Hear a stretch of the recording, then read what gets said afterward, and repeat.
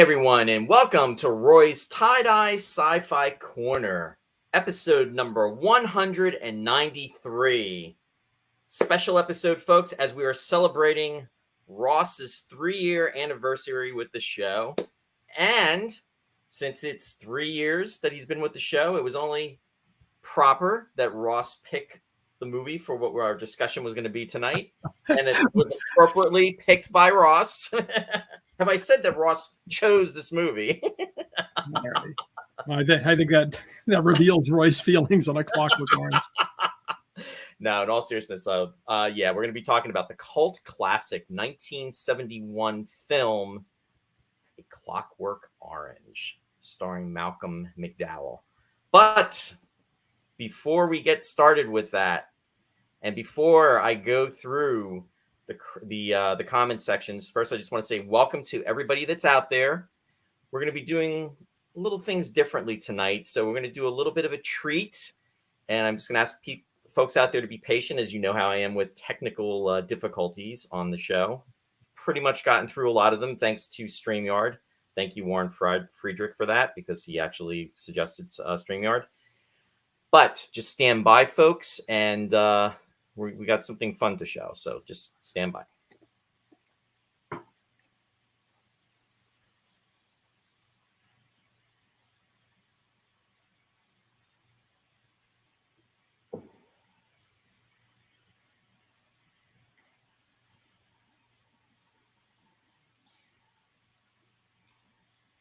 Good evening, everyone, and welcome to Roy's Tie-Dye Sci-Fi Corner, episode 19, Star Crash.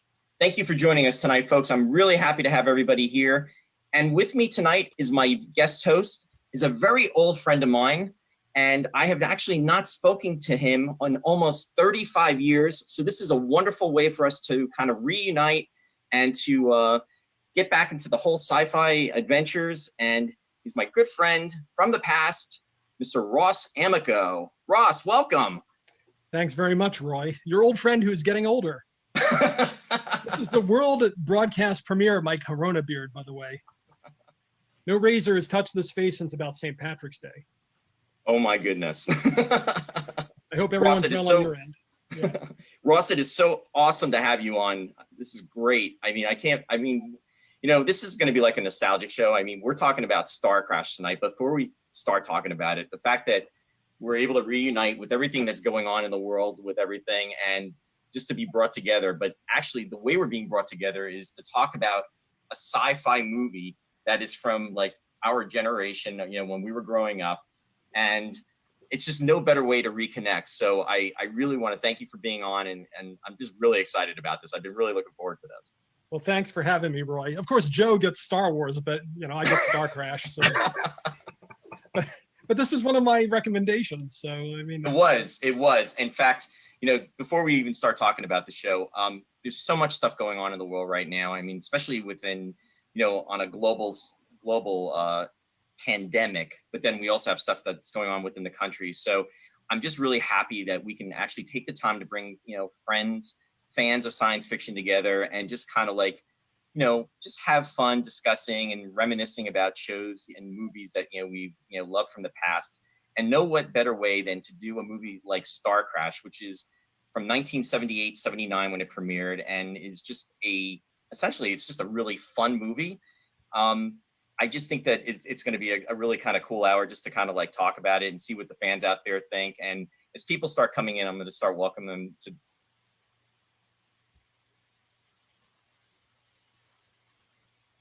Hey, all? Ross. Is that all? I want to see the rest. Did you notice I wore the same shirt? I know you wore the same shirt. That's hysterical. Yeah, I did it on purpose. Yeah, and folks, Ross had no idea I was going to do this, so. No, I didn't. He didn't. I'm glad you did, though. That was fun. Maybe remember when it was a good time coming on. Ooh, Spock. Anyway, I want to welcome our viewers that are out there tonight. So on that great note. So, hey, I want to say hi to Colin Curlis that's joining us. Colin, welcome. He's joining us from the UK. Gary Boyer is also joining us, and he's joining us from Pennsylvania. Gary, great to see you. I see Martin is joining us from New York State. Welcome, Martin. Dennis Chevalier is joining us from Canada. Welcome, Dennis. And also Jeff Curley is also joining us from Texas. And he's saying, and we are at the Milk Bar now. And Deborah is joining us from Phillipsburg. Well, great to see you out there, Deborah. And let me see, Randy Lee and Deborah's joining us from Phillipsburg, New Jersey. Randy is joining us from Wisconsin. Welcome, Randy. Christian is joining us from Canada. Good to see you out there, Christian. Good to see everybody. Video Hutchins. Oh, man. Windy out. Claudia Combs is also out there. Welcome, Claudia. Great to see you out there. And friend Bill is out there. Bill, welcome. He's joining us from Harmony, New Jersey. Thanks, Bill. He survived 3 years. And Linda is joining us from Canada. Welcome, Linda. Good to see you out there. Zardoz. Colin is saying Grizzly Adams was there. Back in the day, yeah. And then Matt is in the house, folks. Oh. Matt. Welcome to another episode of Voiceless Awake. So if you can't speak, don't want to speak, or mustn't speak as I, join me for the next 96 hours of silence. Glad to hear that, Matt. Yeah, I hope I don't violate any HIPAA rules or anything, but Matt had surgery, so he can't speak. Oh, I'm sorry. I didn't know that. Okay. Yeah, it's a temporary thing. He had a little nodule on his vocal cords. So, well, Matt, I hope you're doing okay and hope you're feeling better. So, and thanks for joining us. Pete Fultz is also out there. Pete, welcome. And Ken is also commenting that was before the beard really grew.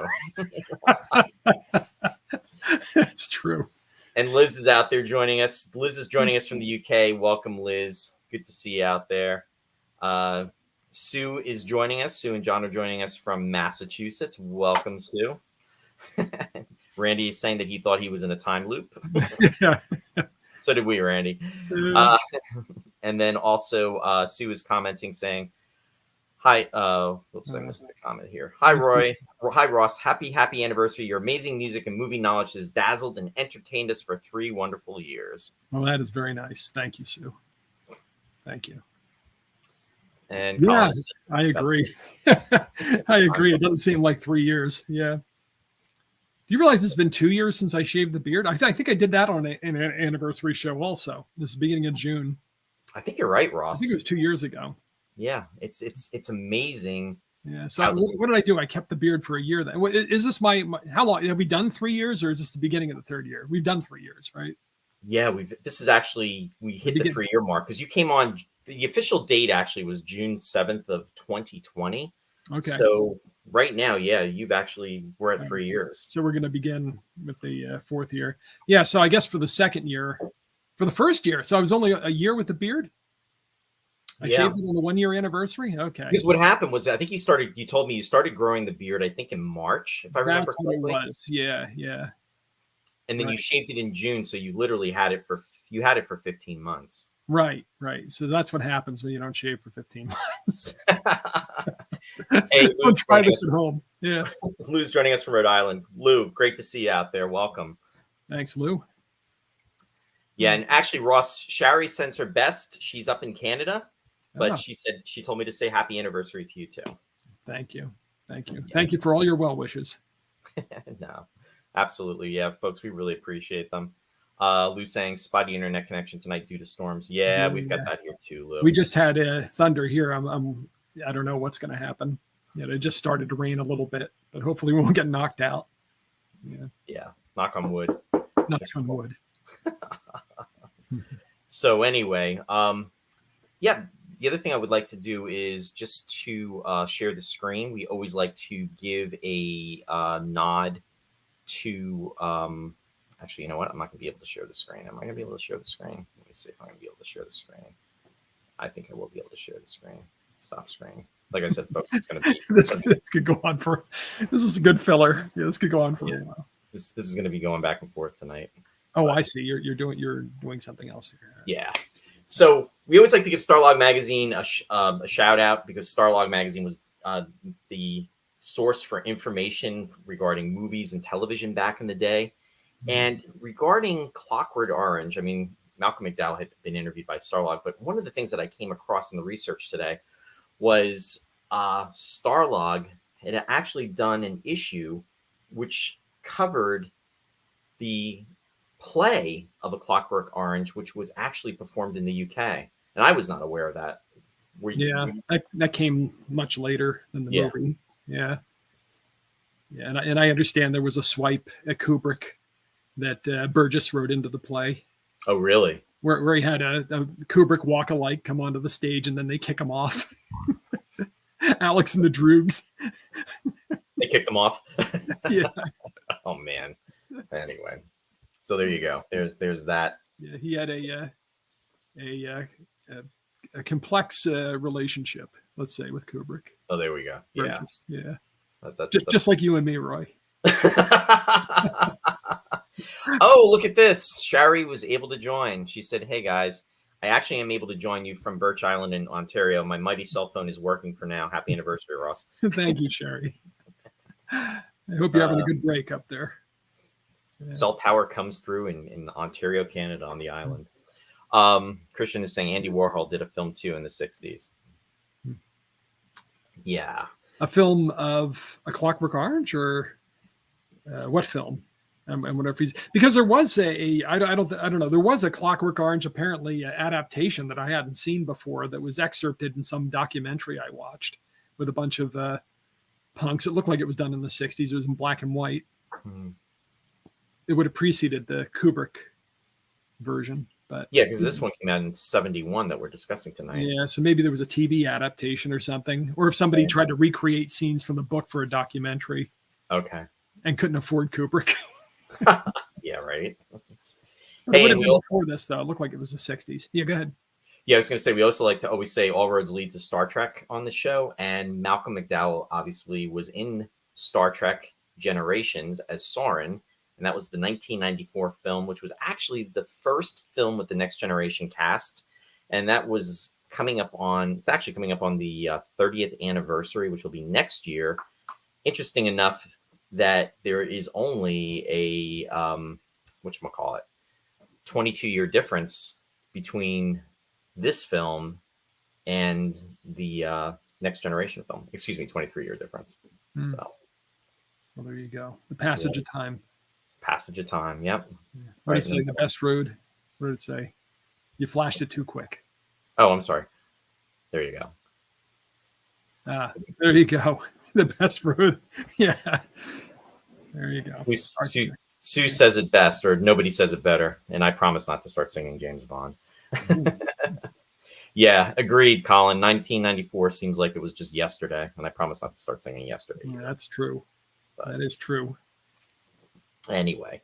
So yeah, let's actually start talking about this movie. This is I have never seen this film from beginning to end. I mean, I've seen the photos, the stills. I've heard a lot about it. Knew that it was a cult classic. Knew it was violent. Knew it had an X rating at one point. But I wasn't prepared. I was actually trying to prepare myself for the worst because of everything I was hearing before watching it. Mm-hmm. So that's where my background was prior to watching it. What about yours, Ross? Well, I'd seen it, but I mean, obviously, from your intro to the show, you weren't real happy about it, probably. But no, that's not entirely true. Let me put it to you this way, and then I'll obviously delve into all this. Initially, yes, I was like, "What the whatchamacallit are we watching? I mean, what in the wide world of sports is going on here?" And I was so prepared because I had talked to a lot of different people about this movie and just about not wanting to know the plot, but just their feelings on it. And everybody that I spoke to, when I say everybody, it was probably like about 4 people. They all used the word disturbing. And that was what literally immediately came to mind. And I actually think you even used that word, if I remember correctly. I did.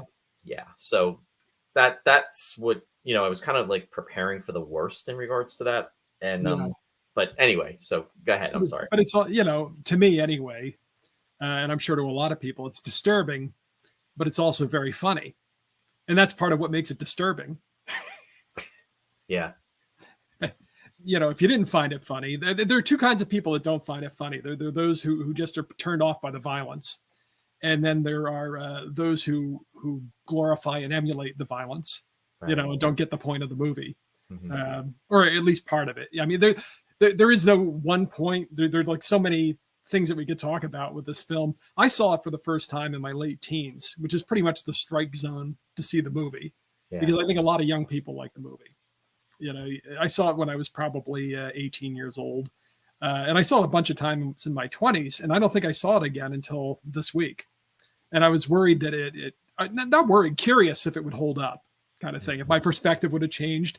And it didn't really. I still feel the same way about it, except I think my appreciation for it is kind of deepened. In fact, I was surprised watching it. This is my personal view. This is not saying that you have to feel this way about the movie. I was surprised watching it, just how fast, how quickly it went by, and what a good movie it was.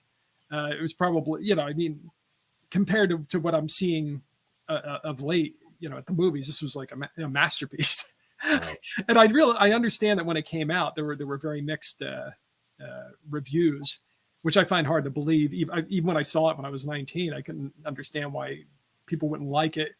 And in a lot of respects, in the climate that we're living right now, it's not a very politically correct movie. You know what I mean? So I can understand how that might bother some younger people in particular that aren't used to this kind of thing, don't want to think about the stuff. But it's also, unfortunately, a very relevant movie. You know what I mean? It's very, very much taps into human nature, I think. Yeah. I mean, we still have, juvenile delinquency, the concerns of, government overreach, questions of free will. There's all kinds of stuff you could talk about with this. But the thing that's most startling, I think, is that little Alex, Malcolm McDowell makes him such a charismatic character. He's an intelligent person. You know what I mean? He's a hooligan. But Kubrick kind of takes this movie and turns it around because he's so charming and intelligent in his dialogue, but he's doing all these horrific things, but you're kind of chuckling. And then all of a sudden something really bad happens and and you have this like smile on your face. It's like, wait a minute, why am I smiling at this movie when it's such a horrible thing that just happened? And I think it's really clever the way, Kubrick kind of turns the lens around on the audience there. And you're kind of complicit suddenly. It's like, well, why is this, why are we cheering on this villain, kind of thing. Yeah. And I think if you're watching, and you explained it very well in regards to the violence. I mean, the classifications of the folks that do watch it and for the reasons that they may not enjoy it or like it or don't want any part of it. Yeah. I mean, if you're just tuning into it and just getting it on the surface, it is very disturbing. I mean, it's disturbing all the way through, but there's a lot of layers to this movie and there's a lot of psychology to this film, and it really breaks through all of that. And it really makes you examine the psychology of individuals and makes you think about individuals that might be in a certain plight, such as this character that he's portraying. And as you said, and this is another word that at least two people used. They used the term charismatic. Malcolm McDowell kind of just brings you in, and you can't help but want to watch to see the direction everything is going to happen with this film, just because of the way he approaches it and just because of his acting and just the way he comes across. And again, it is extremely violent and everything, but it's the subject matter. It's the psychology that really makes this an interesting film. Well, it's horrible to say, because yes, it is extremely violent, but by today's standards, it's not that violent. You know what I mean? Well, it's like we've been so inured to the stuff that we see on TV. But at the time this came out, this was seismic. I mean, they were just starting to have movies with this level of violence in them. There had been the production code, there had been the rating system, and all these other things trying to tamp this down. And suddenly we had people experimenting with bloodletting. Everybody mentions Wild Bunch, and Straw Dogs, the Peckinpah movies. Yep. And it was like a new level of violence being introduced. And that was around the same time too. I mean, when that came out, I believe it was around 71, 72. I believe. Right. So people weren't used to really seeing this. So at the same time, it was disconcerting. It was also kind of exhilarating because we had never seen anything like this on screen at that point. And I think that made an impression. People weren't real passive about it. Like now, every other week there's like a Saw movie, or Yeah. or even like an action movie. Right. The later the Stallone and Schwarzenegger movies are so incredibly violent. You have Rambo shredding people and stuff, Yeah. which never would have flown. But right. back in the But day. but what's I think makes this more disturbing though is that with those movies, it's almost like how can I put it? It's not as evil, and I'll use that terminology. I mean, the character, the psychosis of the character is not as evil. I'm not saying that they're not bad, but it's just that there's no in those type of movies, those action movies, it's almost like, it's almost like the individuals that get taken out are like casualties of that, but there's not an enjoyment that's being Right. garnered from them doing it. Whereas with his character, with Alex's character, I mean, he feeds on it. I mean, it makes him happy, and I think that's where it makes it that much more violent of an act. I mean, again, to your point, there's so much gruesome and violence and the blood and the shredding and all of that goes along with the movies of current day. However, the psychology of this type of film just makes it that much more disturbing, so to speak. Yeah, and in those movies, the action movies, no matter how violent they get with their hard R, ratings or whatever, they're heightened. They're comic book kind of in a respect, Yes. a very graphic comic book. Whereas this is kind of like you're looking at a dystopian near future, which again, now we've seen it so many times, from the Warriors up through. I don't know, like every other movie now, it seems you're in a dystopian. Well, I had a laugh, and I think, forgive me, I think it was Ken Hutchins that did it, but somebody on the show's page went through and said, "Oh, Roy's tie-dye sci-fi corner checklist of dystopian movies that have been achieved," and they're going through and they're naming all the films, and yeah, we've hit quite a few of them on this show. Yeah. The only one on the list that we haven't done is Boy and His Dog, but all the others we did do. Yeah. That's with Don Johnson, right? Yeah. And what's his name? Yeah. Oh man, now we're going to start with this.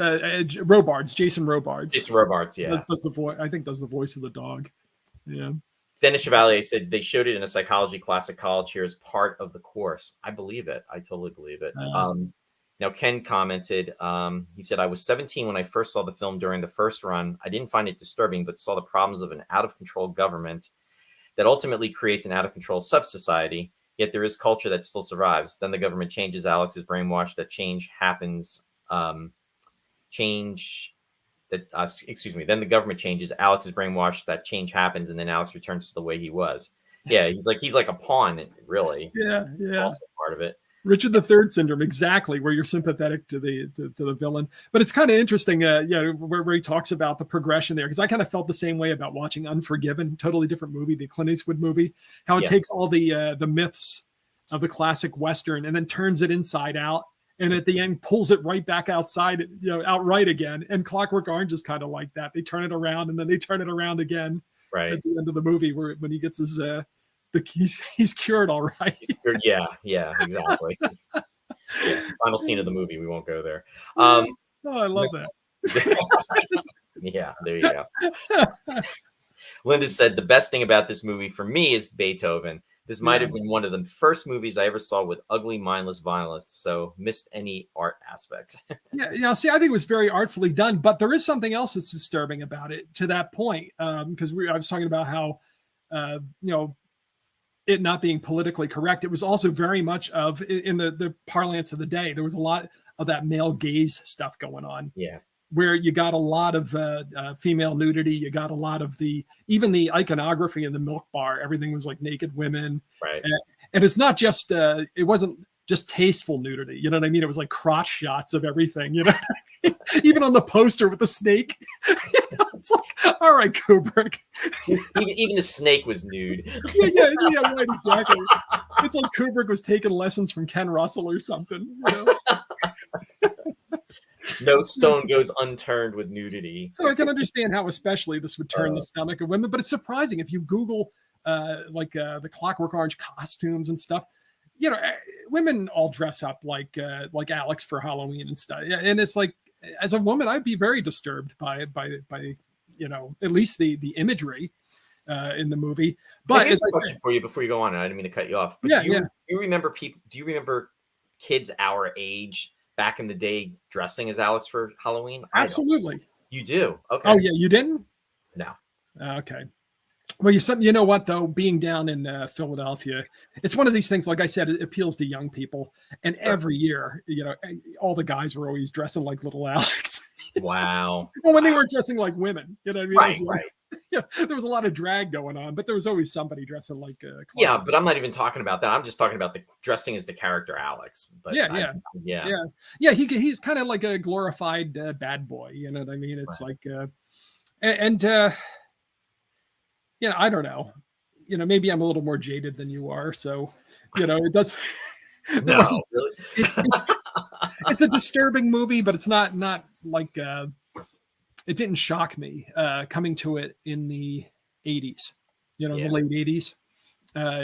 It did disturb me, but, I also found it a very funny, dark comedy. But like I said, there's some parts where you feel, there's like this complex layer of... there's a lot of layers. Of emotions, because you're smiling, but then you're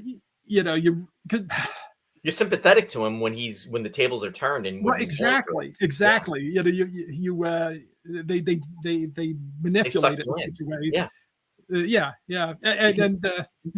in the beginning of the film, I mean, all of the acts of violence, it's like boom, boom, boom, boom. Him and his droogs that that they cause, and the hurt and the pain and the death. I mean, and the viciousness and the evil. I mean, it's just like.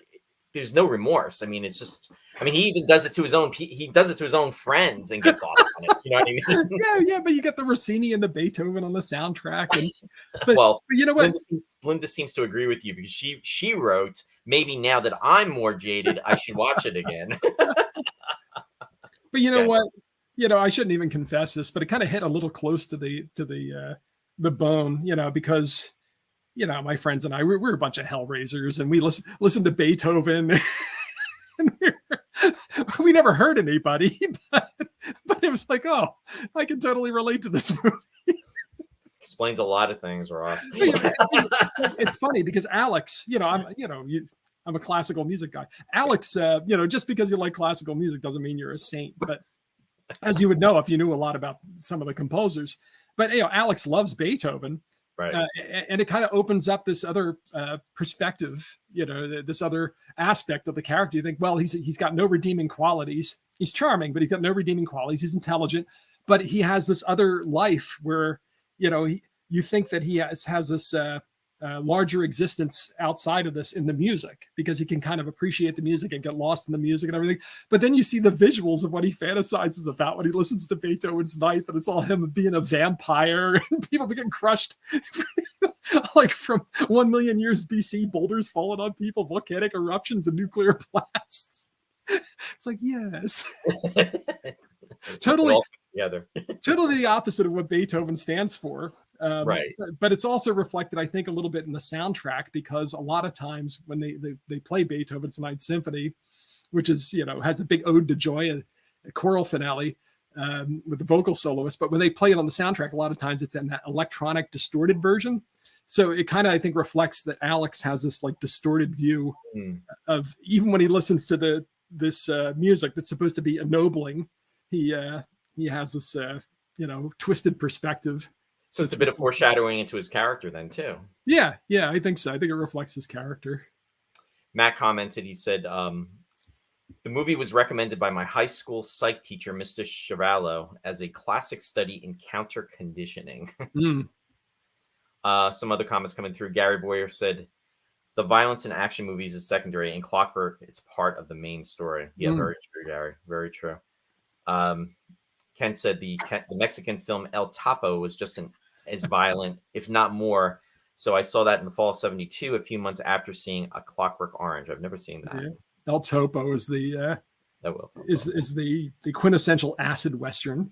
He's the guy that was going to adapt Dune, Frank Herbert's Dune in the '70s, and it was like this brilliant, over the top insane concept of doing. There's a documentary about it.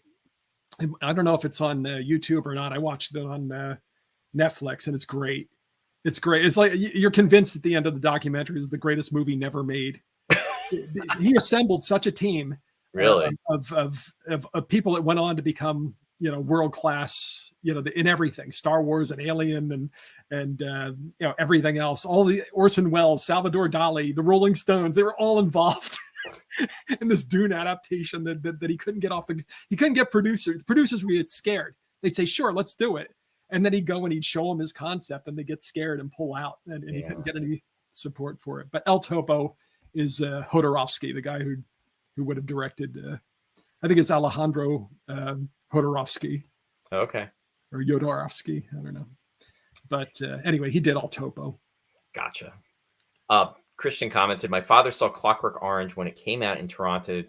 He talked to me about it that I had to wait until I was at least 10 years to see it. I had the time to read the book and a class reading duty in 1978.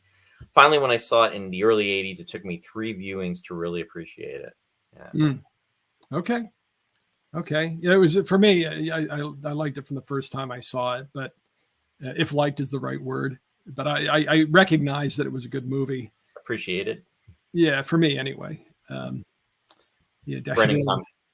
Brendan. Yeah, I mean, society's to blame. Well, there were a lot of copycat. Well, not a lot, but there were some high-profile copycat crimes committed after the movie came out, and then it became popular for attorneys who were representing these underage delinquents to take like the Clockwork Orange defense. And they say, well, they saw a Clockwork Orange or whatever, so the judge would reduce the sentence, kind of thing. So Kubrick said, "Oh, no, if we're going to pull he was living in the UK when he made this, and he pulled the film from circulation because he was receiving death threats." Yeah, and it was not shown in officially, legally, it was not shown in the UK until after Kubrick died. Yeah, it wasn't until the 2000s, I think. Yeah. So, that's how. But see, that's the thing. It's like I said. I mean, either you're so horrified by the violence you can't appreciate the movie on any other level, or you glorify the violence. You know what I mean? You're a psychopath and you emulate it.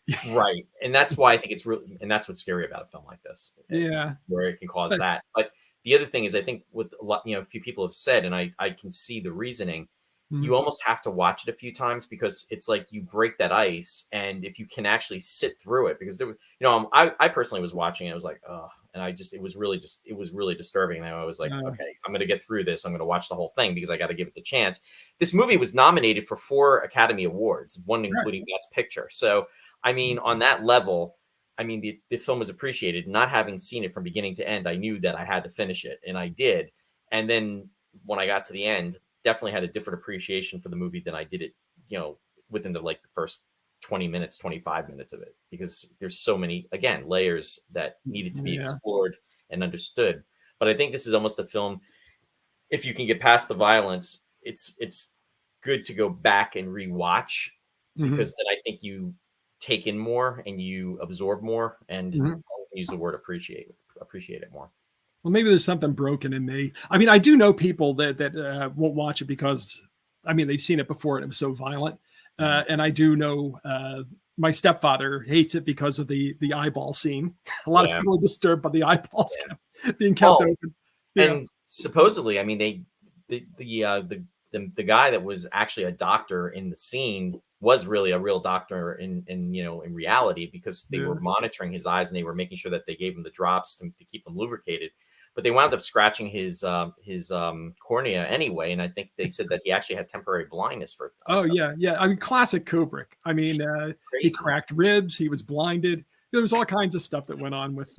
They became close friends during the shooting, and then when it was over, Kubrick just kind of he ghosted him. Yeah, so Malcolm McDowell didn't quite understand any of that stuff. But that's Kubrick for you. Yeah, really.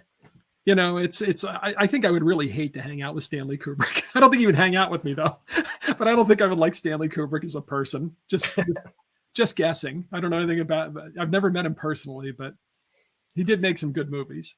Was it Gerald Fried that was a friend of his? Yes. Yes, They were actually. friends when we interviewed Absolutely. Gerald Fried, because they both grew Absolutely. up He in New scored York. all of Kubrick's early movies, Yeah, actually, yeah. up until Spartacus, and then you know the studio and maybe Kirk Douglas got nervous because Fried had never done anything on that scale, and they got Alex North, but everything else before that was Fried. Yeah, It's pretty impressive. yeah, Matt said nothing more amusing than Alex's classically scored delusions of grandeur. yeah. I know. Especially when it's.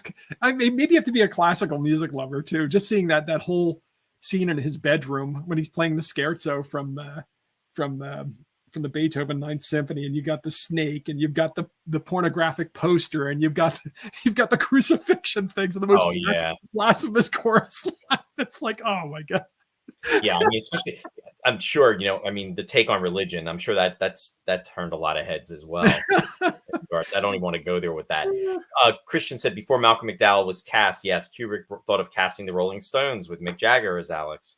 Yeah. Well, they had I guess Mick Jagger had bought the rights at a point, and he wound up selling them to Kubrick, I think. Yeah, like Borman's Lord of the Rings, exactly. Yeah, there was going to be a very different. Pete saying, anyone remember the Mad Magazine satire of the film Alfred E. Newman as Little Alex? Oh man, hey, I had a brilliant idea, and I can't be the only guy that ever came up with this. But what if you had Dick Van Dyke as Bert from Mary Poppins as Little Alex? Wouldn't that be an awesome movie? With the bad Cockney. Cricket. He's still around. We could do it. Well, wait a minute. Hold on. We haven't talked about them in a long time, Ross. But you know what? Here come the suits. I don't know. He might be game. I don't know what he's doing these days. The suits are out. The suits are out of the storm. They're on patrol. I want to see Bert say, "Very well, little brother." Yeah. Ross. Christian is saying Ross McDowell wish he had the same relation with Kubrick as he had with Lindsay Anderson. Malcolm McDowell. McDowell, yeah. It's a Freudian slip. Lindsay Anderson. Now Malcolm McDowell did several films with Lindsay Anderson. Lindsay Anderson did a film called If, with IF with the ellipsis, the ... And that's where Kubrick actually first saw Malcolm McDowell, right? Right. And if you like A Clockwork Orange, you have to see If, because it's kind of like a precursor. Again, he plays an anti-establishment hooligan at an English boarding school, and it's another one where I sense a pattern, Ross. again, it's just like over the top and a little questionable, but very funny. But like this one, it's deliberately subversive. Let's just say. I mean, the title itself, If. They probably took it from the Kipling poem, which was all about how you become a man and become a responsible member of society. And if you do this, there you go, Pete Foltz. Yeah. No, I had never read that definitively, but I just assumed. And this movie is all about that. There's the friction between,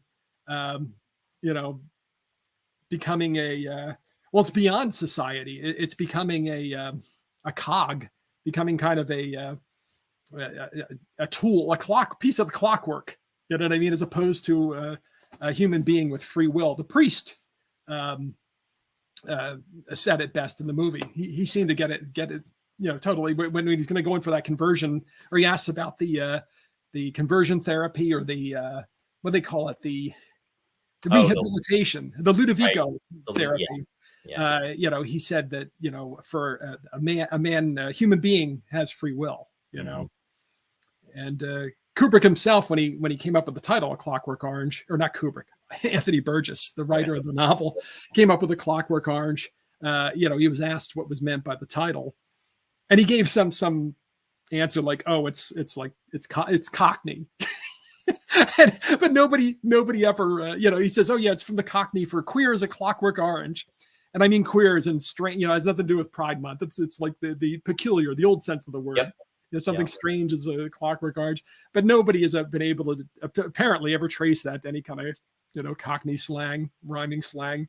And the irony is that Malcolm McDowell chose not to speak Cockney in this movie. He used his native British tongue. Yeah, and you know what? What was great also It is kind of like Shakespeare. Well, he was part of one of the big Shakespeare companies in England, so he had experience with that. Even though he really didn't enjoy the experience, it said it helped him a lot to, in several respects. And one of the things was with learning this unusual language that Burgess had created, this Nadsat language that's a mix of Russian and Cockney slang with English. And it's communicated so well in the movie. Even if you don't know what they're saying, you know what they're saying. Right.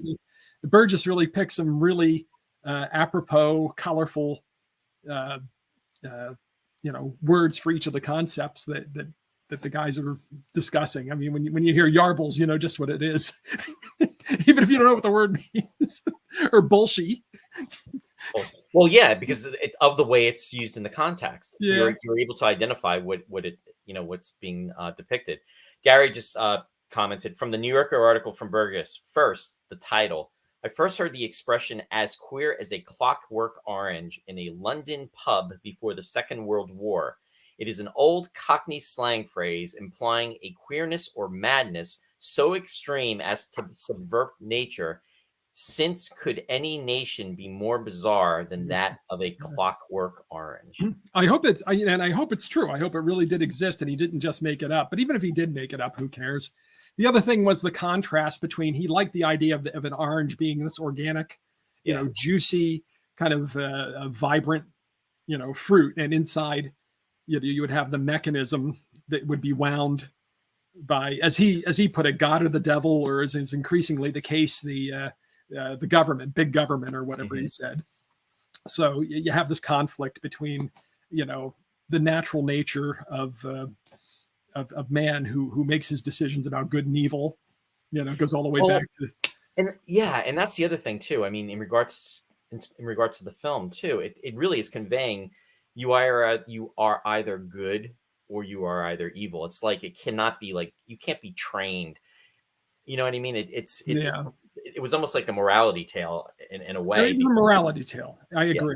Yeah. It was a morality tale, but the morality is so twisted up. That's what makes it so interesting, because you're not only dealing with the individual in regards to their essence, but then you're also dealing with, with government bodies of people and how the manipulation can occur. So what is good one day is necessarily, evil the next, or then vice versa. So it's like you have all these different parts that are going on at the same time, and a lot of them are overlapping and a lot of them are entangling. And it just goes beyond the violence, which is really scary when you think about it. That's actually scarier than the violence, really. Yeah, well, and who do you sympathize with? Do you sympathize with the hoods that are going out, stealing cars and, committing heinous crimes? Or do you sympathize with the poor parents who are working in factories that live in these, rundown developments with all the gaudy, kitschy kind of 60s, leftover paraphernalia, and the government who wants to, have the scientists step in and alter people's way of thinking so that they're not, problems anymore, and they perform like good citizens. Even the iconography of the costume with the droogs, Malcolm McDowell, the droogs. You've got the bowler, which is like the kind of the quintessential, establishment hat. You know what I mean? It's like, who wears bowlers? You know what I mean? It's the guys who are involved with the with finance wear bowlers. I was going to say it's not John. It's not John Steed in this movie. Yeah, exactly. But like John Steed, though, it harkens an old-fashioned kind of traditional time, and he's wearing the cricket, cup, on the outside of the pants, and what's more England than cricket? It's and then even at the end, that last shot that you kind of want to gloss over, I just thought it was like a funny, nonsensical shot when I saw it when I was in my late teens or 20s or whatever, with set to the Beethoven. But really, they're all dressed in this Victorian garb and they're applauding as this raucous sexual romp is going on in the sand. And you've got the the establishment again, the Victorians, and then you've got this wild animal expression of love or lust. You know what I mean? There's a lot of symbolism and a lot of underlying meaning in regards to all that. Jack Daly commented. He said the unrelenting cavalcade of violent imagery was overwhelming to my 12-year-old mind. It took till I turned 20 or so that I revisited it for its true cinematic value. I've always been a wuss when it comes to over-the-top violence. Yeah, me too. But again, I feel the same way. It's like when I went to see Excalibur, I went to see it with trepidation because it had an R rating, and I was afraid that there would be arm loppings or something. And of course there were. But yeah, I was totally a wuss when it came to violence. Warren is out there. Warren, thanks for joining. He's saying, hey, gentlemen, happy anniversary, Ross. Thanks, Warren. And Jack said Yarbles. Yarbles. Let's see. Warren, Clockwork, Kubrick, Ross, you realize that it's got to be Lynch and Eraserhead next, right? We should have done that, actually. Oh, well. Next anniversary. There you go. Pete saying a man can surely do what he wills to do, but cannot determine what he wills. Ooh. Very good. And yeah. Oh man, what was I going to say about that? About the the copycat crimes. I quoted Oscar Wilde on my Facebook page about how there's no such thing as a moral or immoral book. Right. There's only good books and bad books. And this is relevant today. This is going on today with certain books that are being banned or put aside. People don't turn into things because they read things or watch things unless it's in them. You know what I mean? It's like when I watch a violent movie, I'm not going to go out and do something violent necessarily. Of course, there are people out there that are a little unstable in different ways than I am. I mean, that could be influenced by these things. But I think if there are people who are, see a Clockwork Orange and they're inspired to go out and do the things that are done in the movie, it doesn't necessarily mean, the movie was responsible for that. They would have found something else that would have driven them to that. Something would have triggered that. Something else would have triggered that eventually. Yeah. Dennis said, codpiece and bowler hat, truly British. Lots of laughs. One other thing I wanted to bring up is we always like to say about All Roads. All roads lead to Space 1999 and Star Wars at the same time, because we have Aubrey Morris, who's in the film, and he was also in Mission of the Darians. And I think this is who you were referring to, Warren, when you were asking me about that. And then also we have Dave Prowse, and really, in regards to that, I mean, not only Space 1999, he was in the Beta Cloud as the Beta Cloud creature, but he was also Darth Vader in The Man Behind the Mask in the Star Wars, the original trilogy movies. Did you recognize him in the movie? I did, a little bit. I mean, when well, here's the thing. I knew he was in the film, and I had forgotten he was in the film. Mm-hmm. But when I saw him, at first I didn't, and then I thought, wait a minute, I wonder if that's Dave Prowse. And I was in, because I've seen photos of him. He actually was at one of the first 1999 conventions in '78. I've seen him, when he had his mask off. We've seen him behind the scenes of the Star Wars movies. He looks very young there. And I mean, he was maybe 5 years before they shot, 5 or 6 years before they shot Star Wars. So, yeah. Yeah. They just make him look like such a dweeb with the glasses and everything. Yeah. It was short shorts. And what's hysterical is that I think I read that Kubrick made him pick up the wheelchair like 6 times. Well, Kubrick would shoot these things like 40 times. He was obsessive. And going into it, Prowse said to him, he said, look, I know I'm, capable of lifting him, but he says, you're not exactly one-shot Kubrick. So if we could do this, I know, right? Yeah. So if we could do this in as few takes as possible, and like everybody was froze, they were horrified. They thought Stanley was going to lose it, but Kubrick laughed. He said, "Okay, we'll try to get it in as few shots as possible." So he only had to do it 6 times, but he was still hurting pretty much by the end. Yeah. Warren said Aubrey was also in Babylon 5, a show Roy has to watch. Yeah, I still haven't watched that, Warren. Yeah, he's hilarious in this movie. Yeah. He's done a lot of stuff. Yeah. Well, see, that's the other thing. Everything is so stylized in the movie and over the top and heightened. The performances are all heightened. You've got the grotesque, camera work. You've got the designs and the costumes, which are so outlandish. It's it is, forget about Clockwork Orange. It's like viewing society through a lens darkly or something, a mirror darkly. It's like a weird stylized version of the world we're living in today. But his performance, I thought he was just so amusing in this. And again, he plays a serious role, because when Alex finally gets busted for killing the woman, you can see it's no more fun and games with him. And there's always something sinister underlying. Right. Whatever he's saying with him, yes. Christian is commenting saying, Prowse also was the only guy who did the 2 Hammer Frankenstein movies, Horror of Frankenstein, and The Monster from Hell. Yeah, Frankenstein and Monster from Hell. Yeah. It was only a few years. Yes, Claudia, I have not seen Babylon 5. I've probably seen maybe a total of 2 episodes. Warren has been trying to get me to watch that probably for a couple of years now. I just haven't had the time to catch up on it. In fact, back in the 90s, I remember a coworker at the time, we got talking about it. And I remember we were having lunch at Martin Towers, in fact. Ross, do you remember that place in Bethlehem? What was it called? Martin Towers. Martin Towers, no.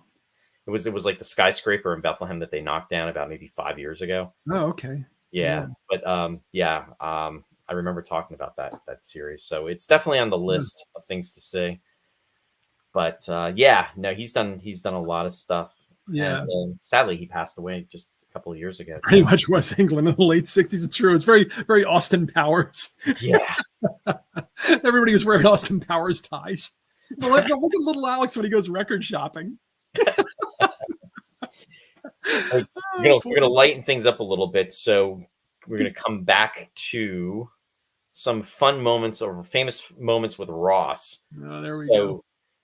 These were moments that I actually I thought these 2 were iconic moments, Ross, from the 3-year anniversary, or the 3 years you've been on the show. The one where you did the shave, which we were just talking about. That was on June 4th, 2021. So this Sunday, that'll literally be 2 years ago. Wow. So I haven't done anything good in 2 years. I didn't say that. And then the other thing was when we did Rollerball. If folks remember that movie. And that was a great hoagie. That was the best hoagie I've had. I haven't had one that good since then, by the way. And I even got it from the same place, and it was not as good. So I don't know what happened. Lightning in a bottle, Ross. You can't. Got him. No, hoagie was lightning in a bottle. Exactly. Somebody left my cake out in the rain, and I'll never have that recipe again. Oh, speaking of which, you don't want to say singing in the rain, and you don't want to be Gene Kelly talking to Malcolm McDowell. Malcolm McDowell commented that he actually had the opportunity to meet him a few years after that, and he was not. I'm not amused. Number one. Gene Kelly wasn't real happy. Now that was improv. That which is one of the most brutal scenes in the movie. Yeah. But that whole thing with singing in the rain was improv by Malcolm McDowell, because Kubrick felt the scene wasn't working, and he needed some kind of rhythm to the scene, and he started that with the singing and the kicking, and they did it over and over and over again, and they don't really pull their punches in Kubrick movies the way they would in other movies. You mean the camaraderie? As Ken is saying. Yeah. Yeah. I did want to mention, because we were talking about Aubrey Morris, that he did turn up in The Wicker Man and Life Force. Mm-hmm. Life Force, another one of the great movies for the male gaze. Yep. Isn't that the movie with Patrick Stewart? Patrick Stewart, right? Exactly. That's what I'm talking about. Yeah. And then you had Patrick McGee, drinks. Yes. Yeah. Oh, by the way, I thought about, I kicked around pouring a glass of milk, but I didn't want to get all congested. So you went with the alcohol. It wouldn't be right to have to talk like that. That's something you learn very early when you're on the air. Don't drink milk before you go on the air. Don't get congested. Yeah. So Patrick McGee, who played Frank Alexander, the writer, who is one of the most wronged people in the movie at the beginning. So he has your total sympathy.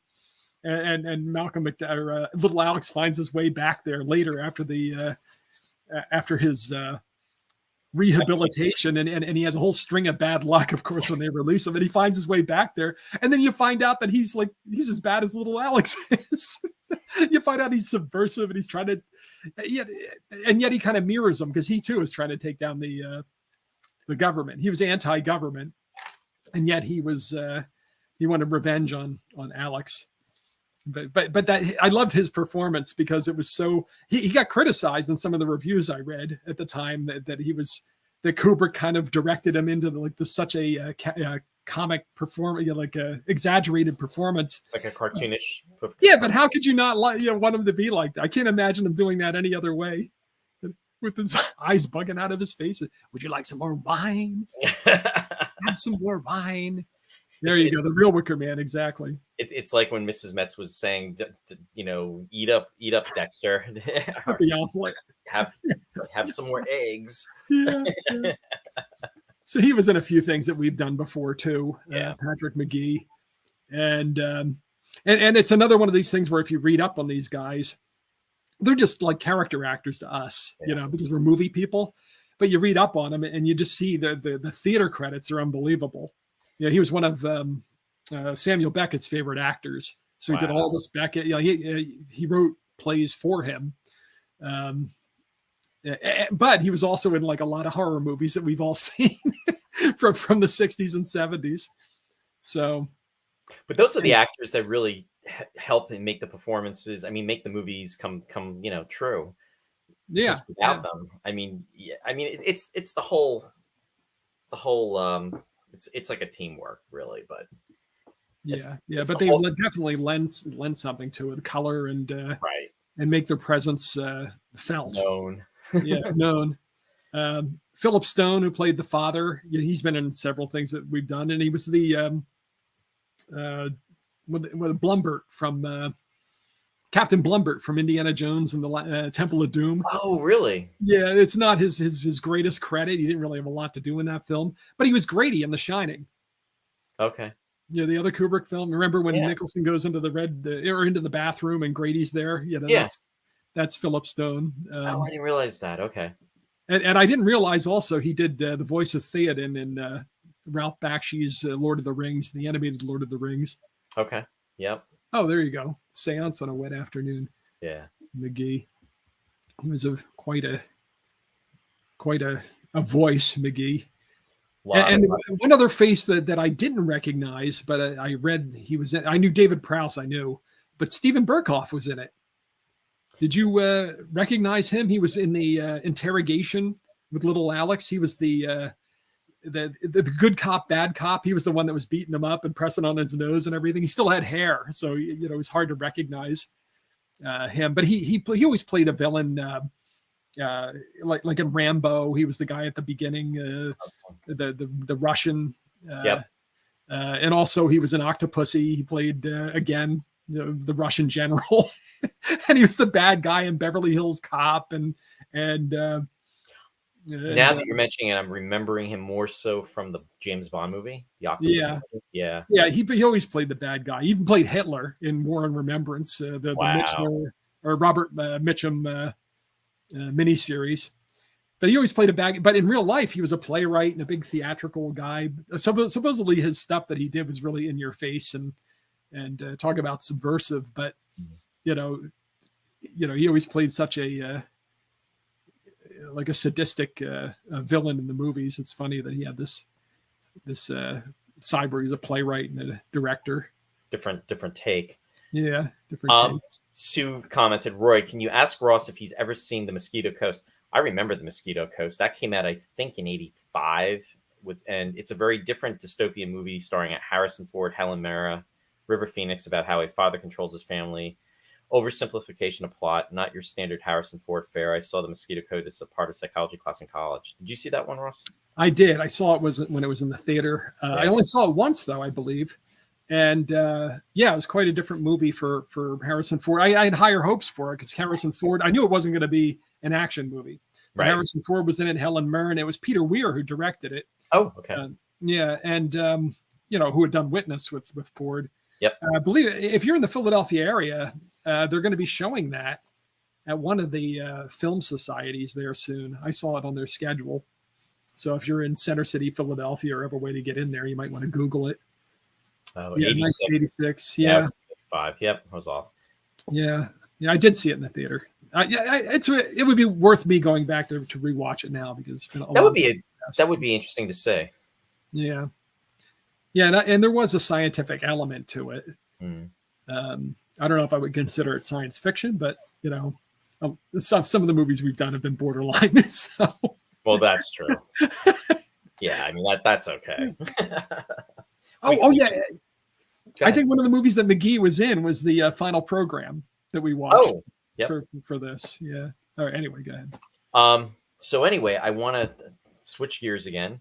Oh, and Burkhoff was in Deep Space Nine, so that's he was in an episode of that. So there's a Star Trek connection. I don't know anything about it, but he was in that. And he was in Doctor Who during the Matt Smith years. He was on one of the episodes.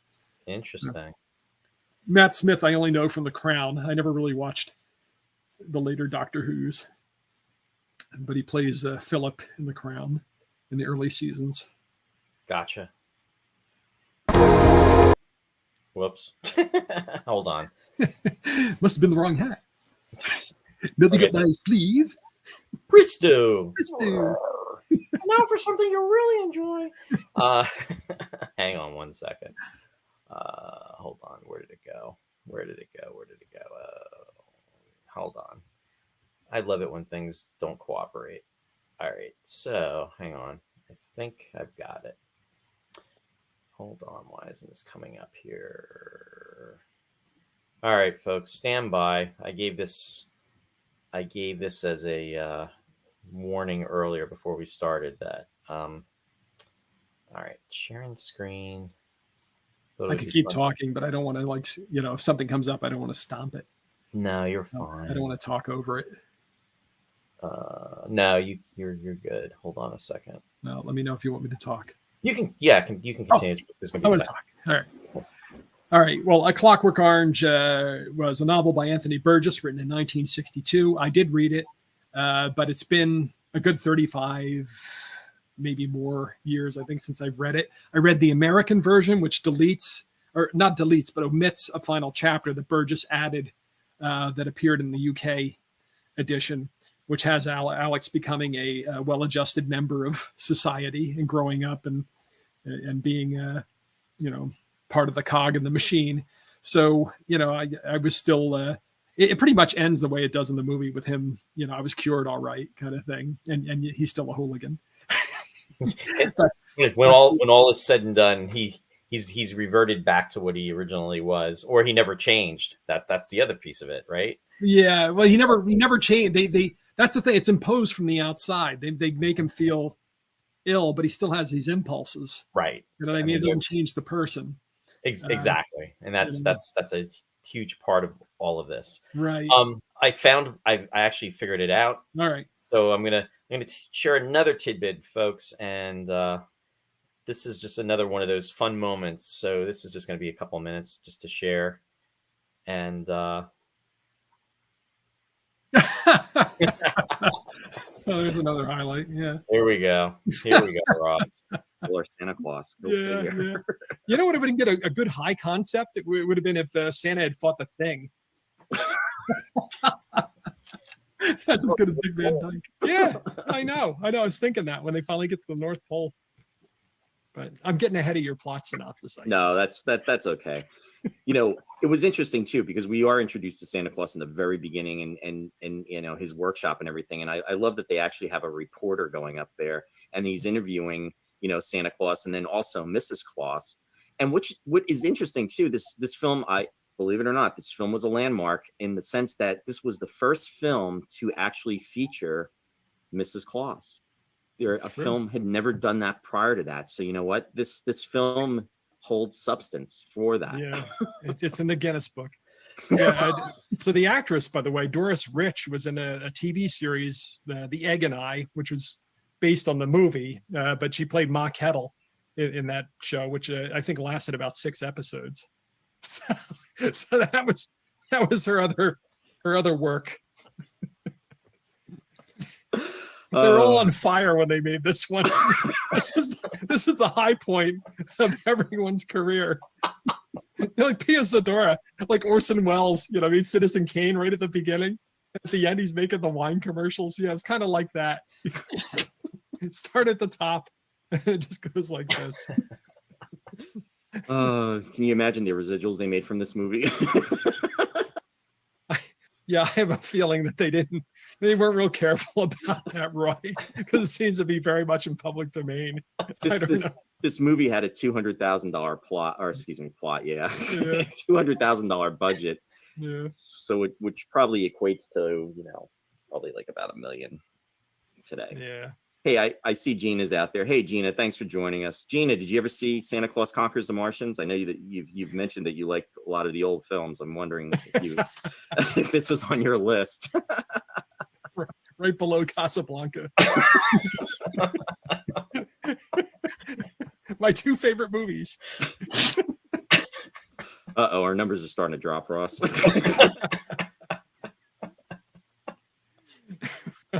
It's too late, though. It's already seared into their brains. Oh, shoot. It used to be funny. Santa Claus Conquers the Martians. Oh, yeah. It's like everybody caught me right at the end of my spry, intellect. It's kind of like when Groucho was on Dick Cavett. It's still funny, and then like a few years later, he wasn't doing so good. That's kind of where we are right now. What are you saying, Ross? We're equating to the Dick Cavett show. Christian said Ross.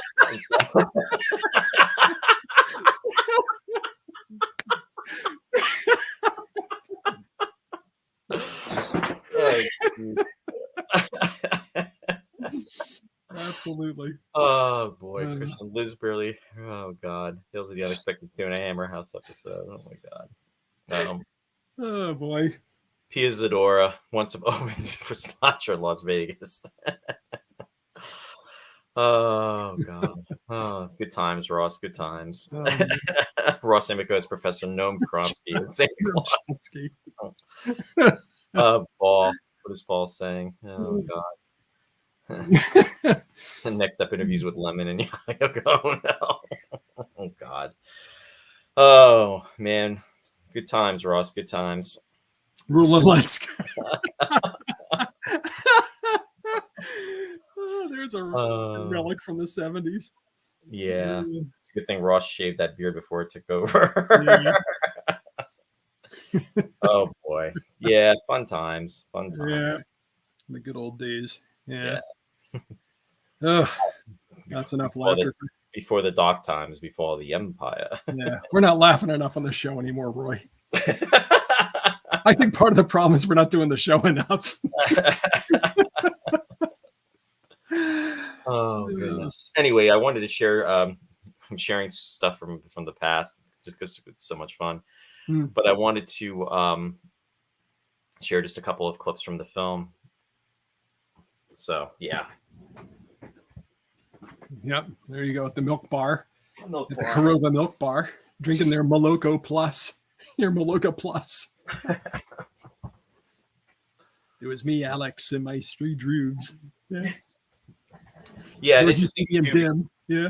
They were saying, as far as him being the narrator, he's giving pretty much an unbiased opinion of himself. Well, unreliable narrator. Yeah, it's a common device in fiction where you're getting it through the eyes of Alex, so it's not really objective; it's subjective. Right. But also, that's why we sympathize with him so much, because we're in his personality. It's you're charmed by him in some weird way, and I think that's one of the great tricks of the film. That Kubrick kind of pulls the rug out from you in that way, that you find, the psychopaths. Well, I mean, come on. I mean, it's not the only time. Paul mentioned Richard III. Where you're kind of on Richard's side for the whole play. And Silence of the Lambs. It's like Anthony Hopkins. That's another disturbing film. Yeah, exactly. But Anthony Hopkins is so charming and riveting in the movie. And he's not the main. He helps them get into the mind of the killer in the movie. But so it's one of those weird things where you get into in the case of Silence of the Lambs, I guess literally the skin You get into the skin of the evil, you Mhm. know, kind of walk around in it a little bit. What was that? Ted Levine, right? Wasn't that? Is that who it was? Buffalo Bill? Buffalo Bill was Ted Levine, yeah. Yeah. Should I do my Brennan's dance? Taxi Driver. You want me That to was do my Buffalo Bill dance, Roy? no, please don't. Thank you very much. Because then the whatchamacallits will really be doing Yeah. another pass around. I'll do it on our 4th anniversary. And oh, Pete said, don't forget to get Russ to discuss the music in the film. Yeah, we didn't. We'll be coming back to that shortly. What music? Yeah, what music? Yeah. Pete also said, what about Rula Linska? One day entertaining friends from Europe, the next day shelling shampoo. Yeah. She opened for lots of guys. Paul No. Miller. I'm not even gonna go there. And then, of course, Liz, but you know, it never was shown in Canada, but I saw Reagan on year or 2 years ago. Okay. Interesting. Let's see. Oh, Linda. B's number 7 has a special place in my heart. It was the very first classical tune I learned on piano as a little kid and fell in love with the minor key. Yeah, that's why she loves Zardoz, because it's all Beethoven's 7th. Yeah. Well, it certainly helped. Yeah, it didn't hurt. Now, I mentioned, I started talking about Anthony Burgess having written this novel, and he had a very conflicted relationship with them. Just as he had a conflicted relationship with Kubrick, he had a conflicted relationship with the book itself, because it became such a notorious book. And whenever anybody heard Anthony Burgess, they thought of A Clockwork Orange, even though he wrote a ton of other books. And in fact, a lot of them were about or modeled on music. Burgess himself was a composer as well as a writer.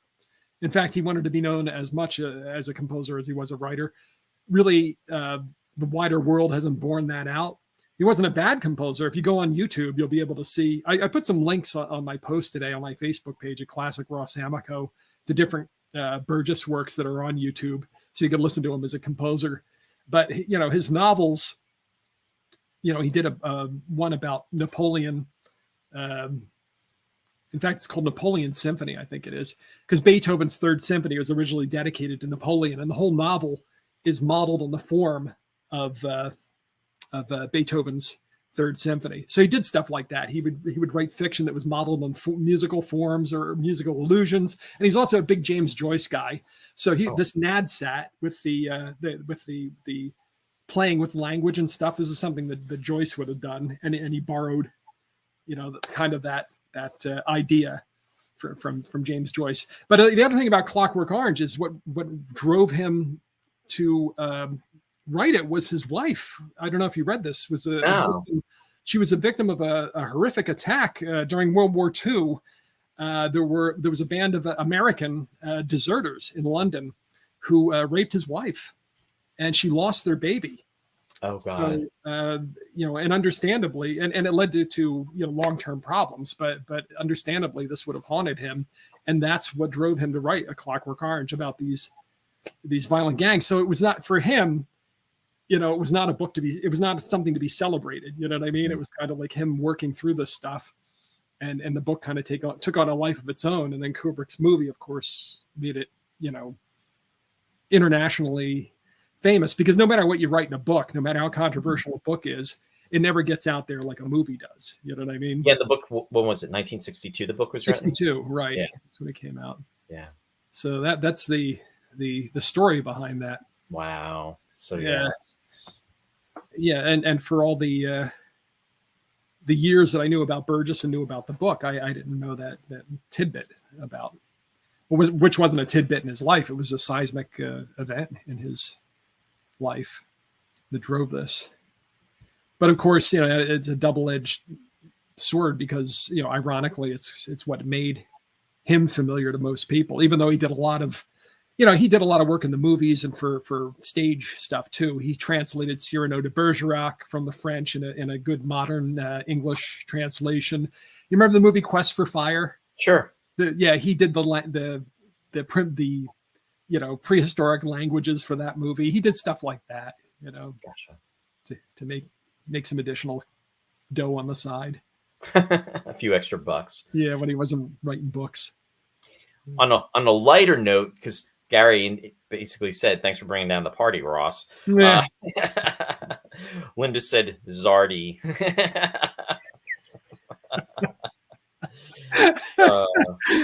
We should have a Zardy. Zardy dude. Yeah.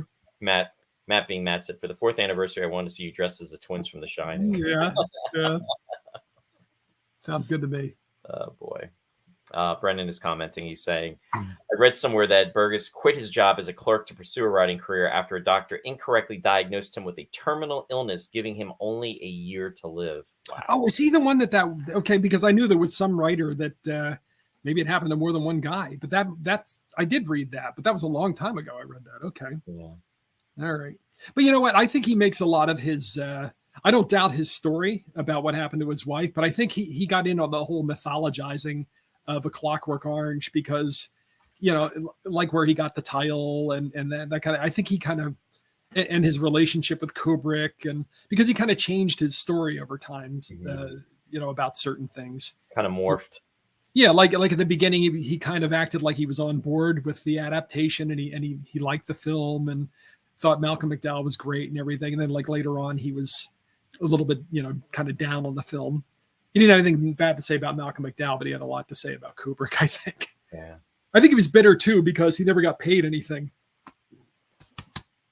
Well, didn't he sell the rights to the book for like something like $500? $500, yeah. And it equates to like what, $4,000, like, you know. Yeah. So I don't think he saw anything from the movie at all.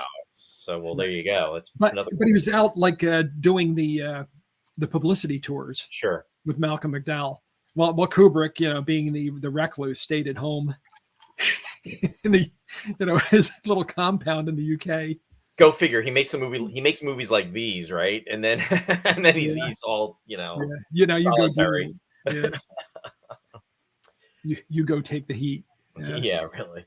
So, what about music, Ross? In regards to well, we did talk about the music a little bit, like little Alex's perception of Beethoven and how it's a little bit distorted, because you know Beethoven was all about, you know, the brotherhood of man and the ennobling aspects of music and all that sort of thing, and Alex is all about you know, just going out and mindlessly, you know, bludgeoning your fellow man and you know, the ultra violence. It is funny though, because when I got into classical music, one of the things that attracted me to the music was that I saw images and I felt these extraordinary feelings listening to it. Mm-hmm. So, I mean, I would come up with stories and things when I would listen to the music, just the way Burgess does. You know, he comes up with stories by listening to music, but all Alex's images with the vampire and the volcanic eruptions and explosions and things that he has when he listens to Beethoven's Ninth, it's kind of like an inversion of what you should be experiencing when you listen to Beethoven.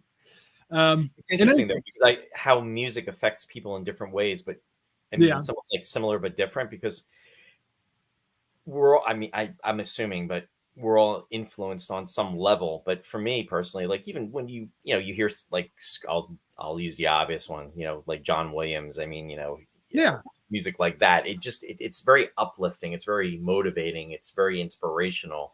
Right. And it has that effect. And it's interesting how with this, it's actually showcasing that, but it's going in a different direction with it. Right. Not necessarily where, well, I mean, the acts that he's committing are obviously not too good, but it's just interesting where he envisions himself in regards to that from hearing the music, though. But obviously it does affect him deeply, even if it affects him psychotically. Well, it's because as you know, you see in his room, he's got the Beethoven, you know, window shade. He's got the bust of Beethoven in his cell in the correctional institute, in the penal, in the prison. So, you know, he's very definitely, this is not a, and he beats up his droog when the singer starts singing from Beethoven's Ninth Symphony in the milk bar, and the guy like sends her a raspberry or whatever, and he hits him with the cane, you know, and tells him to show some respect. Right. You know, so I mean, he obviously feels very deeply perhaps misguidedly Yeah. his music. So yeah, so everything is kind of perverted about Alex, I think. And yet we're charmed by him in some weird way. But yeah, the movie has a lot of Beethoven in it. It has a lot of Rossini. In fact, a lot of the violent scenes were all from The Thieving Magpie, where he meets Billy Boy, and they have that dust up in the abandoned theater or whatever it is. You know what I'm talking about toward the beginning, where he meets the other gang. Oh yes, when they're in battle and then they have the music playing in the background. Yes, yes. And where they go on the joy ride. Yes. Yeah. So that's all The Thieving Magpie by Rossini, the overture. And then the William Tell overture, most obviously, when he picks up the girls in the record store.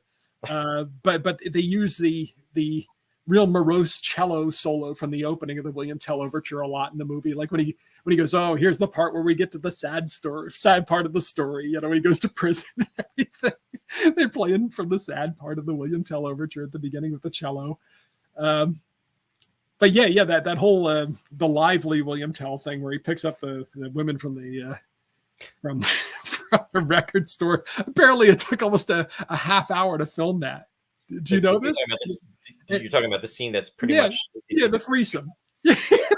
Yeah, where it takes place and it happens because they run the speed of the camera like going so fast. Right. And Malcolm McDowell was quoted as saying that he loved it because there was no direction being given by Kubrick because it couldn't be heard while they were going through everything too. Right. Well, the thing was that they couldn't break. You know what I mean? He couldn't cut. So for a half hour, basically, I guess it was 28 minutes. For 28 minutes, he had carte blanche. So that entire scene was improvised. So,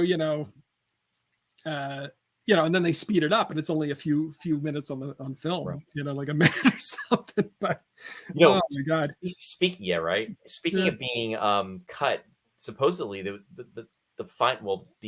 cut before, he made this into the final print was like 4 hours. Yeah. And then and then all the extra footage he made sure was destroyed in, Kubrick fashion. Yeah, he was big on that. He didn't want anybody else messing with his films ever. So even before this age of special editions and DVDs and Blu-ray and stuff, he made sure that was all gone. Yeah. He must have had some gifted insight, into what was going to happen 50 years later with that, Maybe. Well, he probably projected his personality onto everybody else is probably what it was. It's like, what would I do? Yeah. But oh my God. Yeah. So, and also in the record store, did you notice when he was walking through it, his whole 60s, his whole Final Program / Austin Powers outfit? Did you notice that they had the soundtrack for 2001? Yes. Yes. So yeah. To be fair, though, I actually had read a little bit about it early, before I got to that part, so I was kind of had an eye out for it. So yeah. Okay. Now, the person who arranged a lot of this stuff, the electronic takes on Beethoven and at the beginning of the movie when they're in the milk bar, there's a recurring piece that runs throughout the movie, and that's from Henry Purcell's music for the funeral of Queen Mary. The kind that has like a little bit of a dirge sound to it when he has they're all sitting there on the bench and he has the milk toasting kind of thing. Right. But every time, like when his fortune changes and the cops beat him up, his former droogs beat him up and they're playing the funeral march from Queen Mary, for Queen Mary by Henry Purcell. So Wendy Carlos was the one who arranged the Beethoven and the Purcell for the electronics. At the time, Wendy was Walter Carlos. And you'll see that in the credits. It'll say music by Walter Carlos. Wendy Carlos was born in 1939. At the time, he studied physics at Brown University and composition at Columbia University, and part of the whole Columbia-Princeton Electronic Music Center there. Worked with a lot of composers. I mean, Princeton was very much involved with that. I'm in Princeton, so I like to point that out. Mm-hmm. And he was in on the ground floor of the development of the Moog synthesizer. Wow. And really helped Robert Moog to come up, and not invent it, but perfect the Moog synthesizer. And in 1968, recorded his most famous album, and that was Switched on Bach in 1968. Became a surprise hit.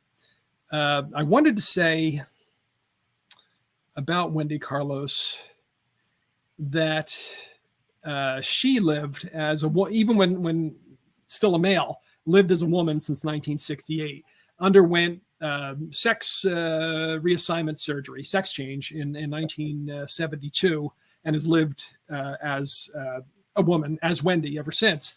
And she's gone on to do The Shining and Tron, among the other film scores that she worked on. But that Switched on Bach was a huge hit. It was like the first big Moog album. I mean, there were other electronic music albums that were huge hits before that, but this won 3 Grammys in 1970. Wow. Glenn Gould, eccentric Canadian pianist, called it the album of the decade. Wow. So apparently it took 1,100 hours to record the album, but she did it. You have to pardon me with the whole he-she thing because I'm not tuned in. At the time, it was he, but sure, when the movie was made, it was he. But I understand that she might be she even then. But yeah, but you know what I mean. I hope. Yeah, I do. That she recorded it at a home studio, and therefore it didn't cost anywhere near what it would have cost had she done it under studio, like professional studio conditions. So there was a low overhead, and the thing made a ton of money, and this kind of launched her on the career that she's enjoyed. So she's still with us. 1939, she was born, and the first.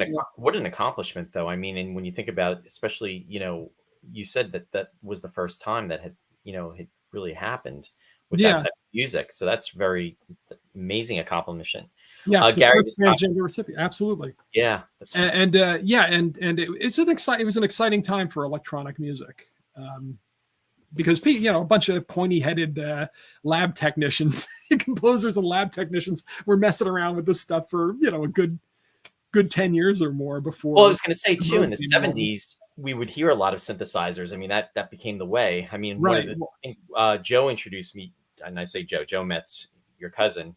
Introduced me to ELO. I remember the Electric Light Orchestra. And I think that was the first time I really had that type of exposure.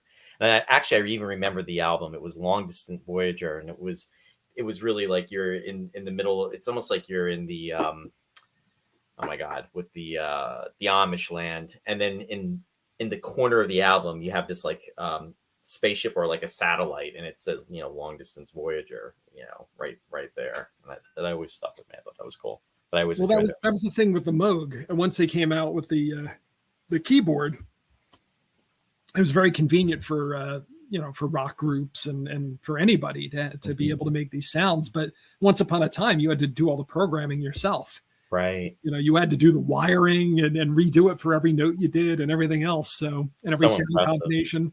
Yeah. So it was really a lot of work.